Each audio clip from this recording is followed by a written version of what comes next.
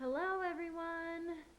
Maxwell and I are here to say hello and bring you another story.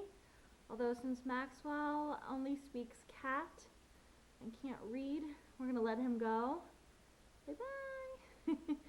So, even though St. Patrick's Day is over, the fun isn't. So the story I have is one of my favorite St. Patrick's Day books.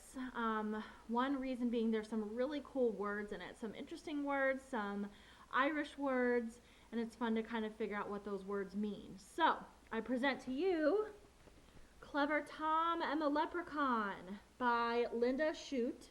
And we know that I love a good cover that opens up to a full-size picture. I'm already wondering what it means that Tom is clever. I'm guessing this is Tom, and that's the leprechaun. So what does it mean that Tom is clever?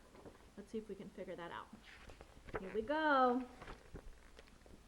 There's a lot going on that inside cover.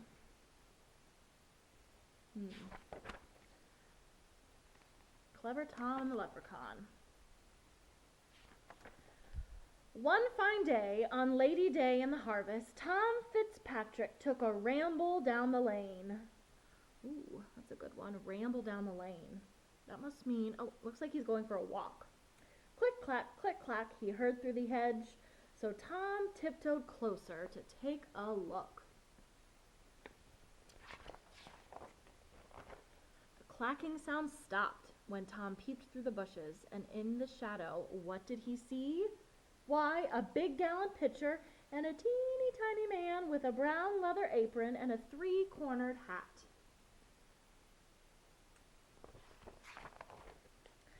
Up the small man climbed on his wee wooden stool and dipped his little piggin into the crock. Whoa, those are some interesting words. He dipped his piggin into the crock. Well, this must be the crock. And if he dipped his pig in, that must be like a mug maybe, or a glass. Then he settled down with his full mug beside him. Oh, I was right. To hammer on the heel of a fairy-sized shoe. By the powers, thought Tom, it's a leprechaun. If I catch him and scare him, he'll give me his gold.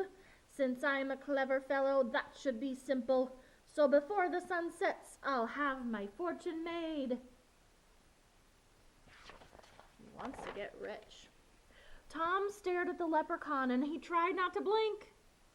He knew that if he looked away, the old man would escape. Then he crept up quite near and tipped his hat, politely saying, "Good day to you, neighbor. Blessings on your work." "Thank you kindly," said the small one, but he never looked up. He just kept tapping on the heel piece of the brogue. The brogue. I know that leprechauns sometimes are known for making shoes, so I wonder if the brogue is like another word for shoe or part of the shoe. Tom moved his hand closer while he smiled very sweetly and said, "Today is a holiday. You shouldn't have to work." The leprechaun frowned and answered Tom sharply, "If I do, that's my business and none of your own. Instead of pestering me, young man, you ought to be watching your father's fields. Look there, the cows have broken to the oats. See, they're knocking the corn all about." Cows in the cornfield? Tom's head started turning. But he wasn't fooled by the leprechaun's trick. So quickly he grabbed the sly fellow and cried, "Now you're my prisoner. Tell me, where is your gold?" The leprechaun wriggled and twisted and whined. "Oh, I'm just a poor man." But Tom held him fast. "You and I both know you're lying," said Tom, and he made a fierce, frightening face. Finally, the leprechaun quit squirming and said, "Tom Fitzpatrick, you're too clever for me. I see you are after my buried treasure, so I'll have to show you where it is hid." Looks like the picture on the cover, doesn't it? Although Clever Tom looks a bit more mad in this one. With his eye on the bitty man locked in his fist, Tom followed where the leprechaun led him. He traipsed over a hill and under some hedges, through a ditch, across the bog, and at last, just when Tom feared he'd been hoodwinked, he found himself in a great field of weeds. Dig there, said the leprechaun, pointing to a bush.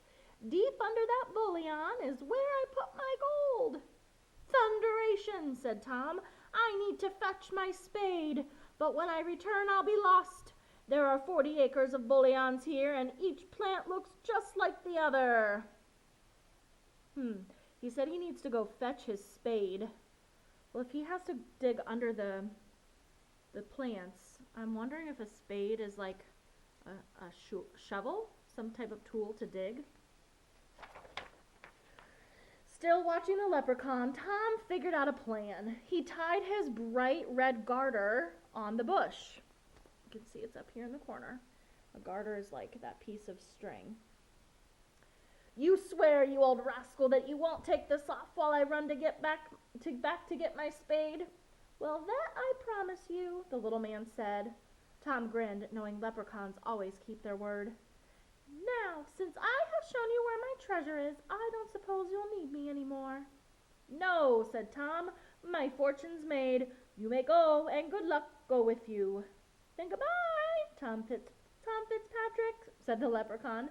May you do much good with what you find. Away Tom ran as fast as he could, figuring out how he'd spend the gold. And then he came back with shovel in his hand, back to the field of the bullions. Oh, that must be the spade. I was right. It is a shovel. But when he got there, lo and behold, a garter, just like his own, was tied to each and every bush, as far as he could see. Well, how did each bush get a red garter? He only put it around the bush he needed to dig under. The leprechaun said he wouldn't take that off. Did the leprechaun put more red garters on all the bushes? Why would he do that? Does Tom know where to dig now? Tom dug under the bullion where he thought he'd tied his garter, but nothing was buried under that bush, and so he dug under another. He dug to the east and he dug to the west, and still he found no treasure. The harvest moon rose as he dug to the north, and it set as he dug southward. When the sun came up, Tom saw he had dug 100 holes. And tired Tom Fitzpatrick knew he couldn't find that gold, so he gave up and headed for home.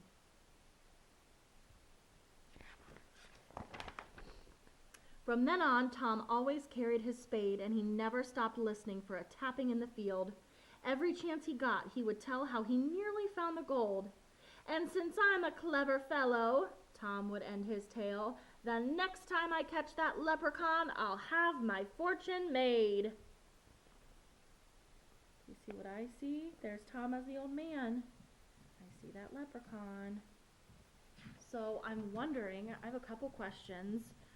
Do you think there was gold buried in that field? And Tom just never found it? Or do you think the leprechaun was tricking him? And clever, if you didn't figure out, is another word for smart, or maybe even tricky. So my question is, was Tom tricky and smart, or was it the leprechaun who was more clever? Good questions to think about. I hope you guys liked my story, and I hope you have a good day. Bye, everyone.